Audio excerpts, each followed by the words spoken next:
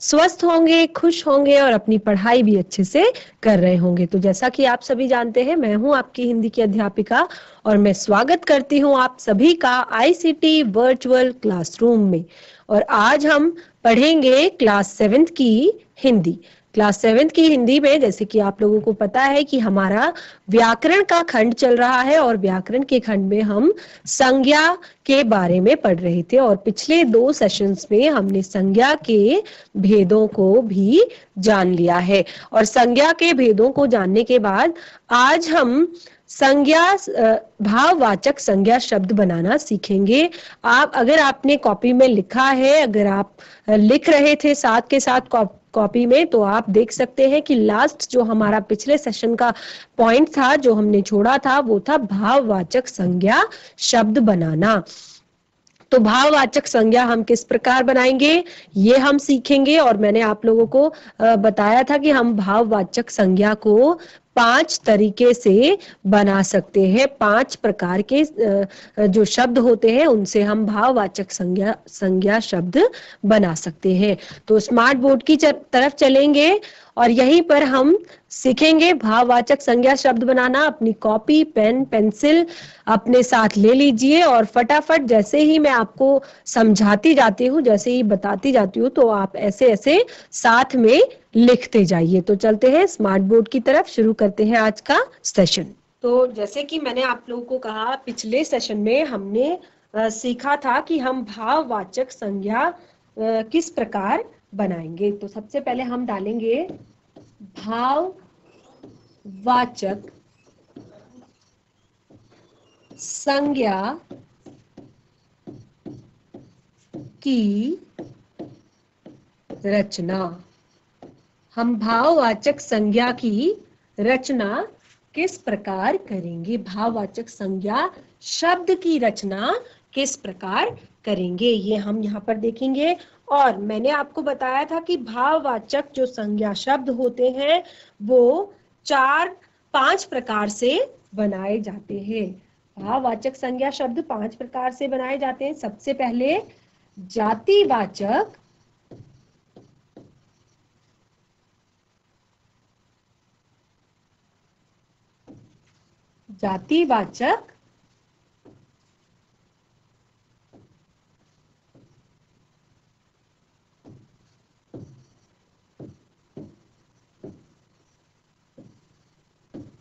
संज्ञा शब्द से।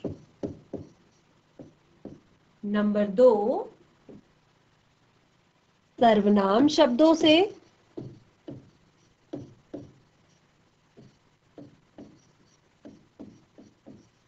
सर्वनाम शब्दों से।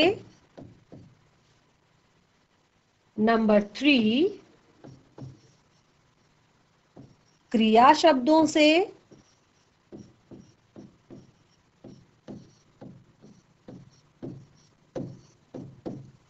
नंबर 4 विशेषण शब्दों से।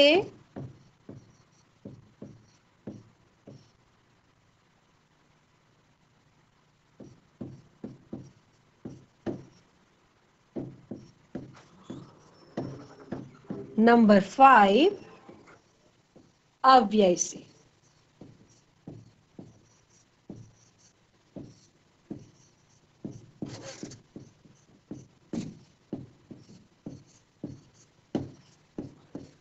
तो इन 5 तरह से हम भाववाचक संज्ञा की रचना कर सकते हैं, भाववाचक संज्ञा शब्दों की रचना कर सकते हैं। तो सबसे पहले जातिवाचक संज्ञा शब्द से।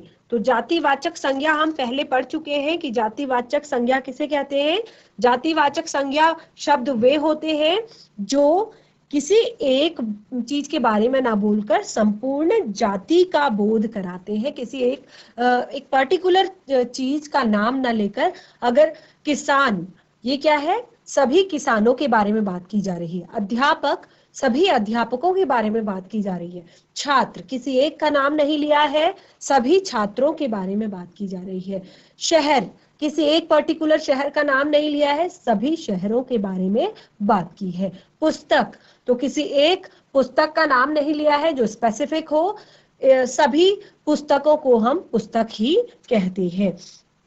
या लेखक, राइटर, हम किसी एक लेखक के विषय में नहीं कह रहे हैं, हम राइटर यानी कि सबके बारे में हम बात कर रहे हैं। नदी, तो इस तरह से जो जातिवाचक संज्ञा शब्द अर्थात जो अपनी संपूर्ण जाति का बोध कराते हैं उन्हें जातिवाचक कहते हैं। ये हम पढ़ चुके हैं। संपूर्ण जाति का बोध कराते हैं, ठीक है।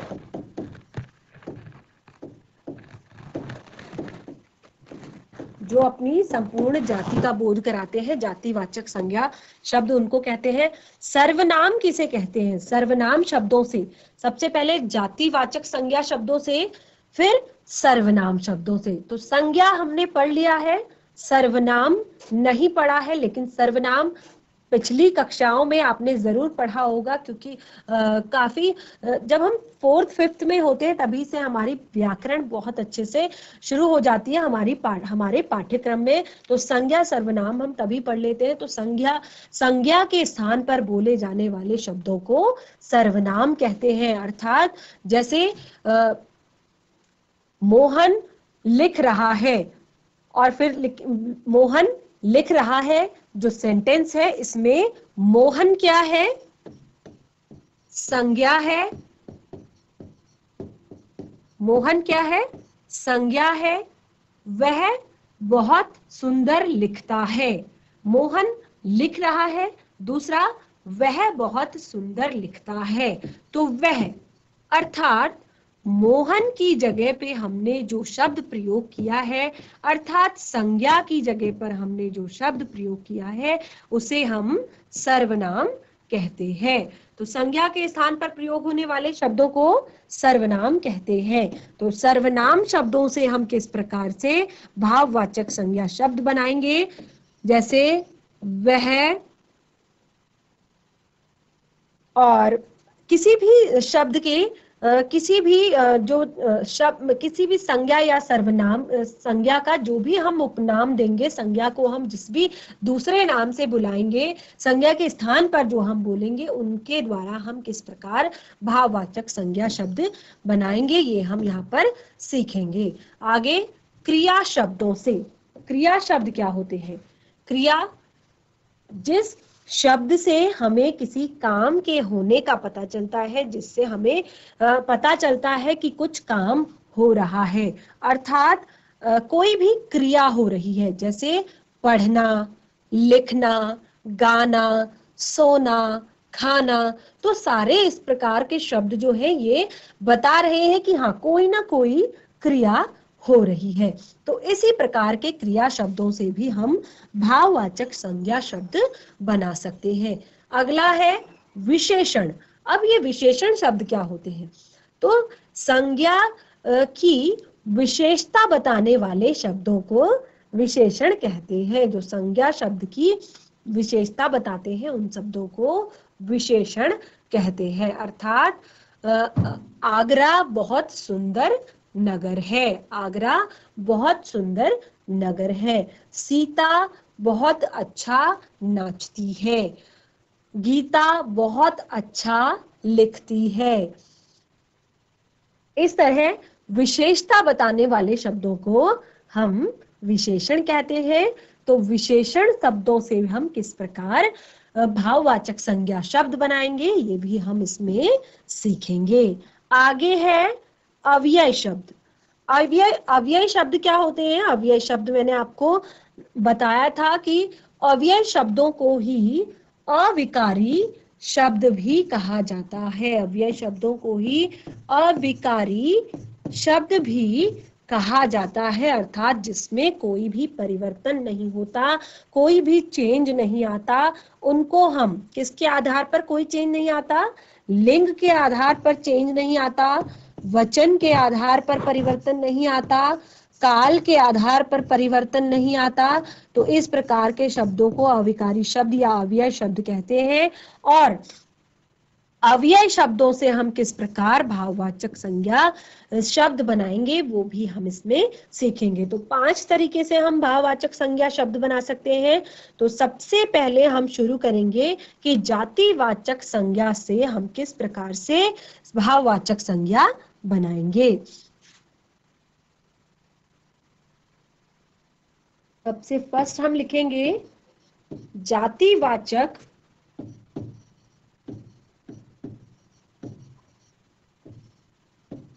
संज्ञा से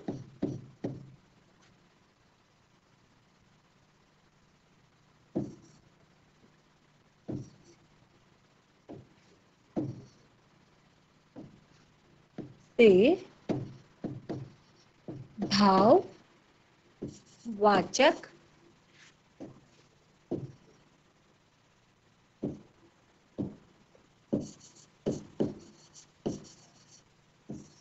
संज्ञा बनाना। तो किस प्रकार से बनाएंगे हम जातिवाचक से भाववाचक संज्ञा? तो सबसे पहले हम जातिवाचक संज्ञा शब्द लिखेंगे। सबसे पहले हम क्या लिखेंगे? जातिवाचक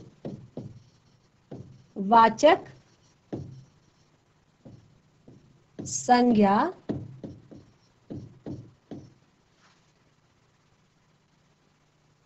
से भाववाचक संज्ञा।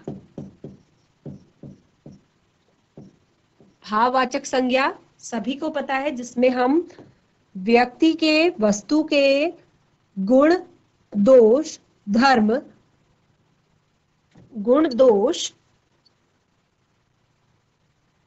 और भाव, व्यापार तथा मन के भावों को जब हम बताते हैं, मन के भावों के बारे में जिसमें हम बात करते हैं, अर्थात ऐसे शब्द जिससे हमें भाव पता चलते हो, किसी व्यक्ति के गुण पता चलते हो, दोष पता चलते हो, स्थिति पता चलती हो, दशा पता चलती हो। तो जातिवाचक संज्ञा हम यहाँ पे एक लिखेंगे मानव। मानव एक जाति है, मानव जाति। तो किस प्रकार जातिवाचक शब्द से हम भाववाचक शब्द बनाएंगे? तो मानव से किस प्रकार बनेगा? किस प्रकार का भाव उत्पन्न होगा? मानवता। मानव से मानवता का भाव उत्पन्न हो रहा है, तो जातिवाचक संज्ञा से भाववाचक संज्ञा इस प्रकार हम बनाएंगे। राष्ट्र। राष्ट्र शब्द क्या है? एक जातिवाचक संज्ञा है और राष्ट्र से राष्ट्रीय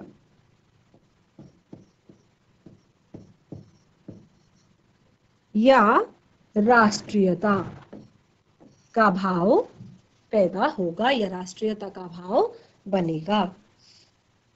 माता। माता से मातृत्व। मातृत्व।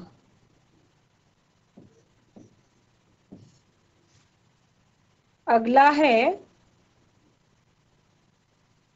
पुरुष।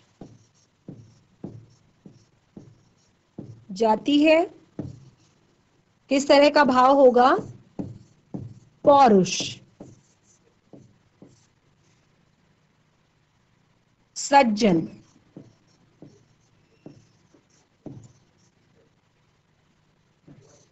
तो किस प्रकार का भाव हमें सज्जन व्यक्ति से मिलेगा? सज्जनता का।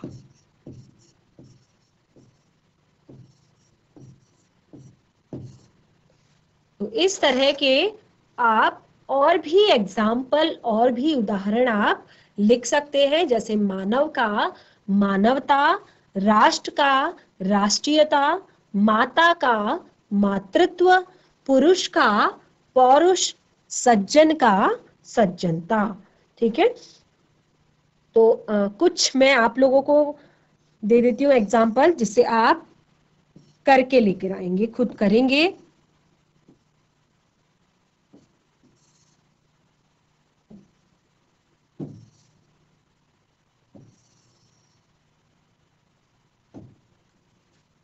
युवा, इसका आप स्वयं लिखेंगे मजदूर,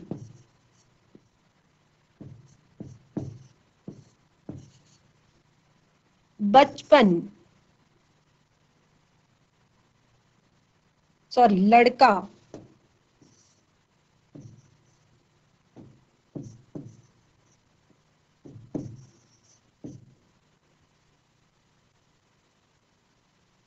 तो ये 3 आपके लिए है। आप इसको किस तरह से जातिवाचक संज्ञा से भाववाचक संज्ञा में आप इसको कैसे बदलेंगे, किस प्रकार से बदलेंगे।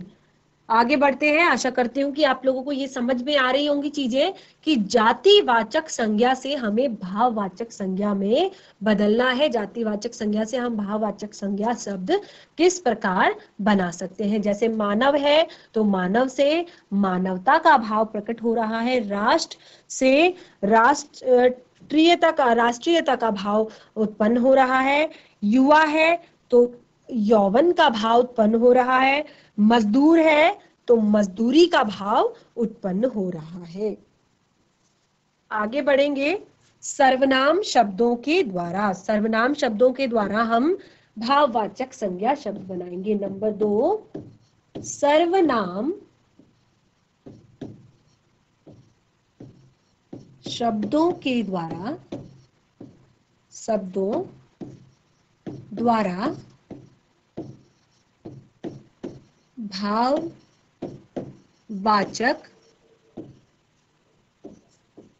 संज्ञा बनाना। तो यहां पर लिखेंगे सर्वनाम शब्द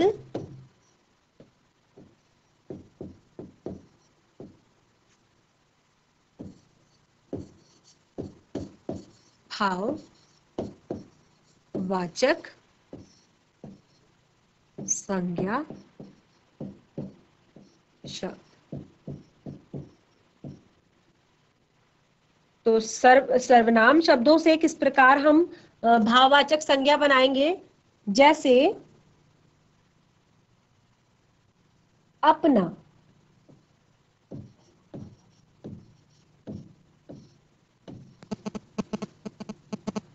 स्व,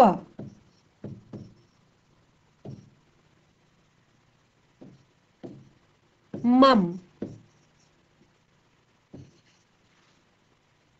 पराया,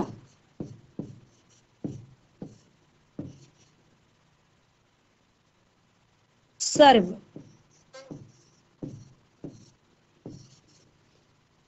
तो अपना शब्द अर्थात अपना शब्द सर्वनाम शब्द है, यानी कि हम अपने लिए इस शब्द का प्रयोग कर रहे हैं, मैं के लिए शब्द का प्रयोग कर रहे हैं। तो इससे किस प्रकार से भाववाचक संज्ञा बनेगी।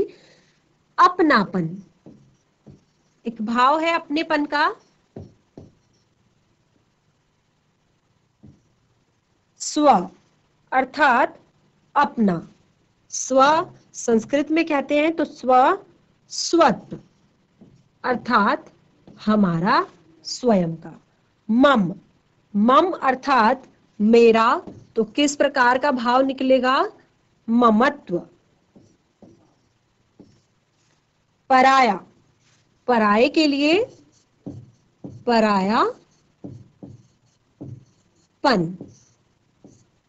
सर्व अर्थात सभी, तो कैसे क्या भाव निकलेगा, सर्वस्व।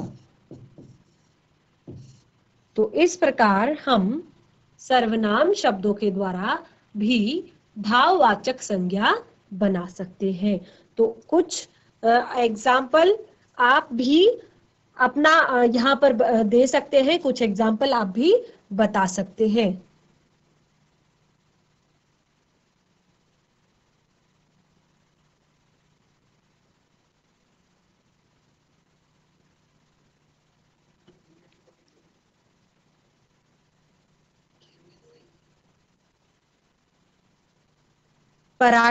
तो अब बाकी के कुछ एग्जाम्पल्स आप इसमें जोड़ सकते हैं अपने हिसाब से, अपने भी कुछ एग्जाम्पल इसमें लिख सकते हैं। तो सर्वनाम शब्दों से किस प्रकार हम भाववाचक संज्ञा बनाएंगे, ये आप यहाँ पर समझ सकते हैं, ये आप शायद यहाँ पर सीख गए होंगे। नंबर 3, क्रिया शब्दों से। नंबर 3,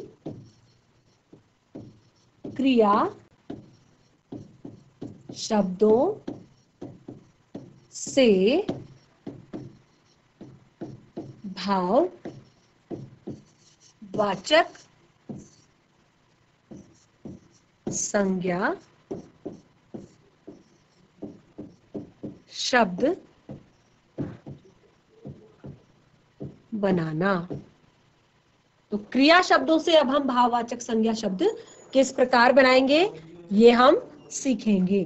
तो क्रिया शब्द क्या होते हैं, जैसे कि मैंने आपको पहले भी बताया कि क्रिया शब्द क्या होते हैं, लिखना, पढ़ना, चलना, गाना।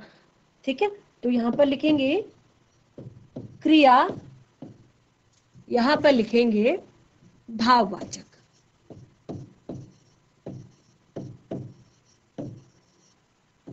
किस प्रकार बनेगा, तो क्रिया, अभी आप लोग क्या कर रहे हैं, पढ़ रहे हैं, तो पढ़ना। और कमाना,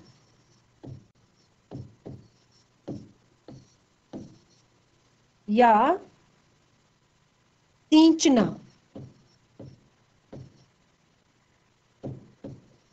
ये सारे क्रिया शब्द हैं। सजाना,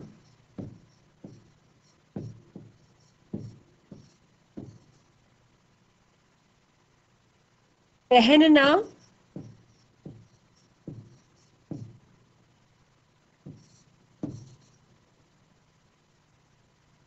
बुनना,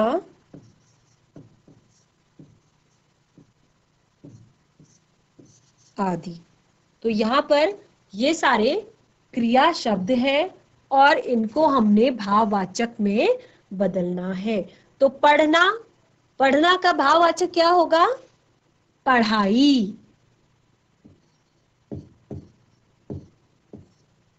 कमाना का भाववाचक क्या होगा, कमाई। सींचने का भाववाचक क्या होगा, सिंचाई।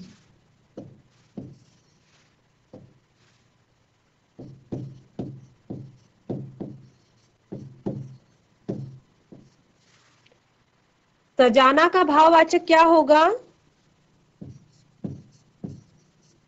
सजावट। पहनने का भाववाचक क्या होगा, पहनावा। बुनने का भाववाचक क्या होगा,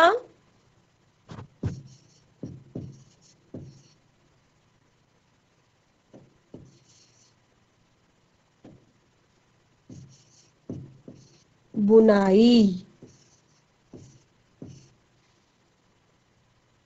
इस तरह से हम क्रिया शब्दों से, जैसे पढ़ना क्रिया है, कमाना क्रिया है, सींचना क्रिया है, सजाना क्रिया है, पहनना क्रिया है, बुनना क्रिया है। तो इस तरह से क्रिया शब्दों से हम भाववाचक शब्द इस प्रकार बनाएंगे। पढ़ाई, पढ़ने से पढ़ाई, कमाने से कमाई, सींचने से सिंचाई, सजाने से सजावट, पहनने से पहनावा, बुनने से बुनाई।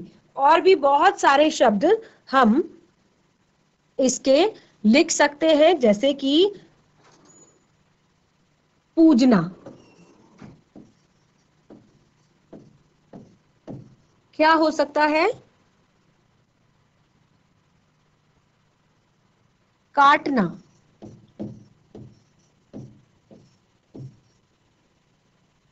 मांगना,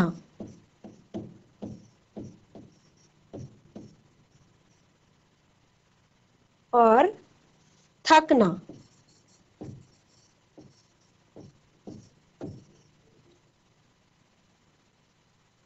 जीतना।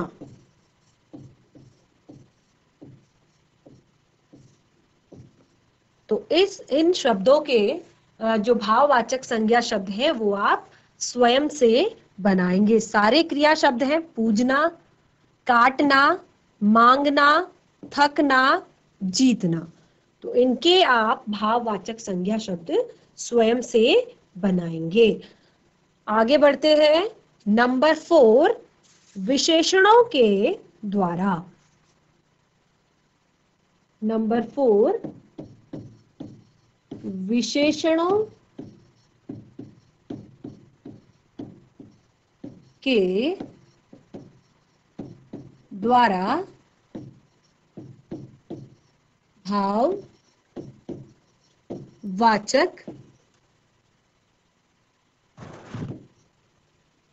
संज्ञा शब्द बनाना। विशेषण शब्दों के द्वारा, ठीक है। तो हम यहां पर लिखेंगे पहले विशेषण शब्द, फिर लिखेंगे भाववाचक संज्ञा। तो विशेषण किस तरह के शब्द हो सकते हैं विशेषण के?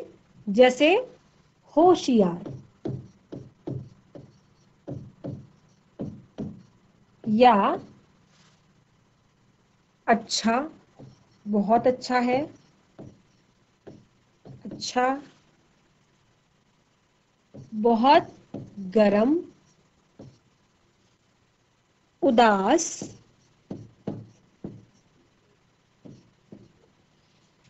या चतुर,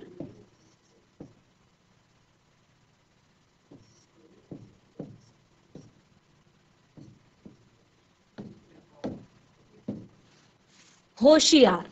तो होशियार शब्द को हम भाववाचक संज्ञा में किस प्रकार से लिखेंगे? होशियार अर्थात किस तरह का भाव होगा? होशियारी।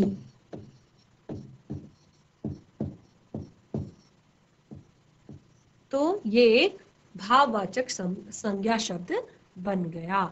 अच्छा किस तरह का भाव होगा? अच्छाई।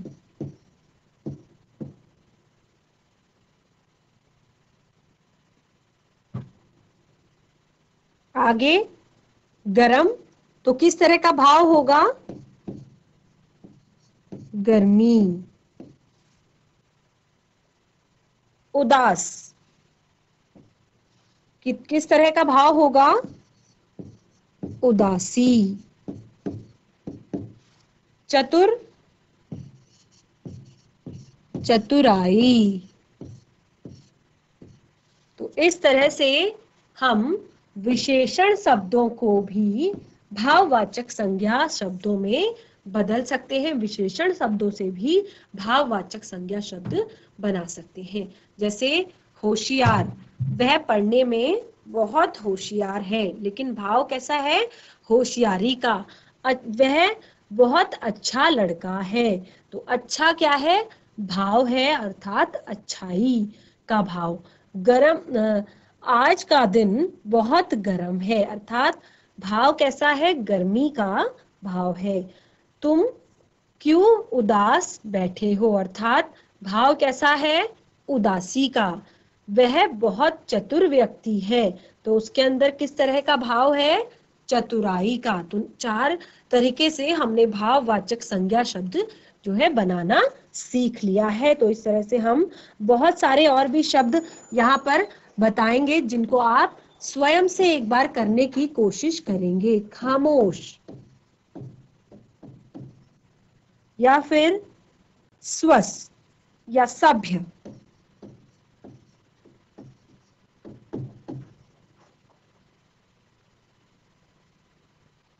प्यासा, बूढ़ा,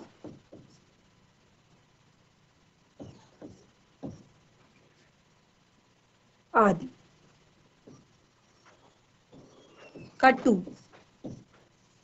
तो इस तरह से इन शब्दों के भाववाचक संज्ञा शब्द आप स्वयं से बनाएंगे। आगे बढ़ते हैं। अंतिम अव्यय शब्दों के द्वारा भाववाचक संज्ञा शब्द बनाना। नंबर 5 है अव्यय शब्दों से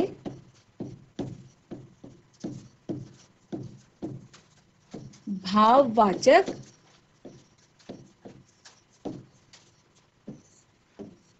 संज्ञा शब्द बनाना। अब हम यहां पर लिखेंगे अव्यय शब्द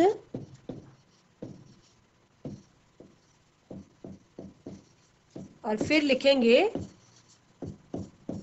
भाववाचक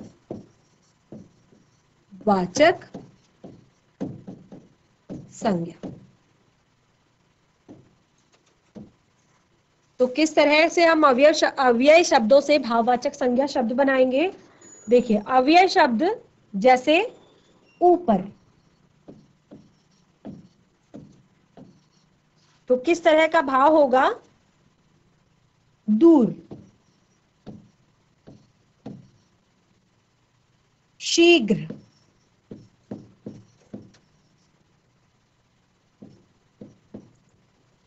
समीप,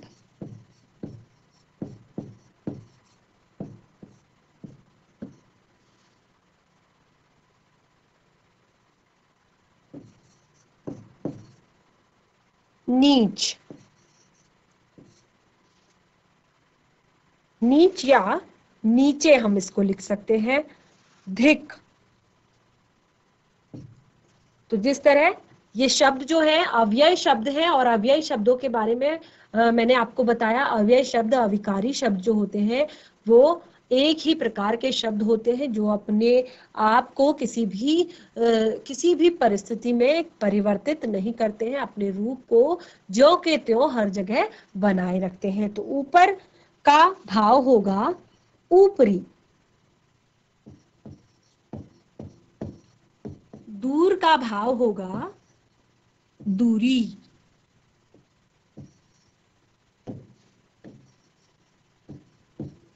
शीघ्र का भाव होगा शीघ्रता, समीप का भाव होगा समीपता,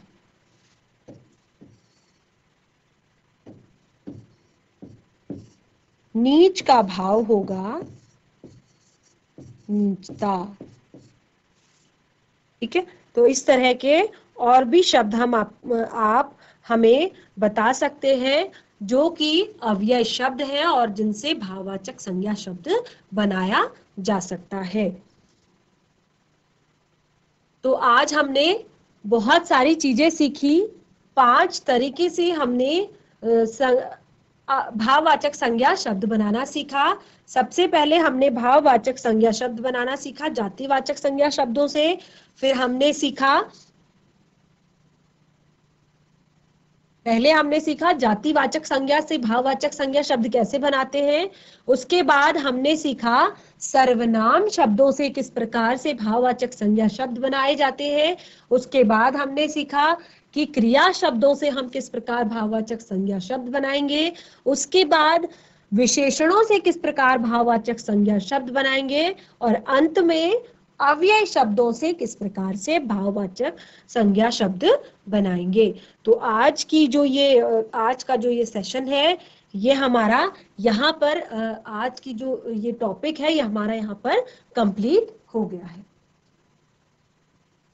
ये टॉपिक हमारा कंप्लीट हो गया है। अब हम इस पार्ट से जुड़े हुए कुछ एक्सरसाइज करेंगे, क्योंकि बहुत पहले से हम ये पढ़ते आ रहे हैं, बहुत पहले से हम ये चीजें पढ़ते आ रहे हैं। तो देखेंगे, जानेंगे कि आज आप लोगों ने कितना सीखा। तो कुछ यहाँ पर विकल्प है, कुछ अभ्यास के प्रश्न हैं जिनको हम अगले सेशन में पढ़ेंगे। तो बच्चों, आज के जो ये व्याकरण का सेशन है ये हमारा यहीं पे समाप्त होता है। आज हमने बहुत सारी महत्वपूर्ण चीजें पढ़ी है, तो इन चीजों को आप एक बार घर में रिवाइज कीजिए, एक बार फिर से पढ़िए, और जो भी मैंने इसमें आपको होमवर्क दिया है वो आप करेंगे और फिर मुझे आंसर भी देंगे। तो इस पाठ से जुड़े हुए जो कुछ अभ्यास के प्रश्न हैं, कुछ प्रश्न हैं, उनको हम अगले सेशन में कंप्लीट करेंगे। तो आज की क्लास यहीं पे समाप्त होती है। मिलेंगे नए सेशन में एक नए पाठ के साथ। तब तक के लिए धन्यवाद। आपका दिन शुभ हो।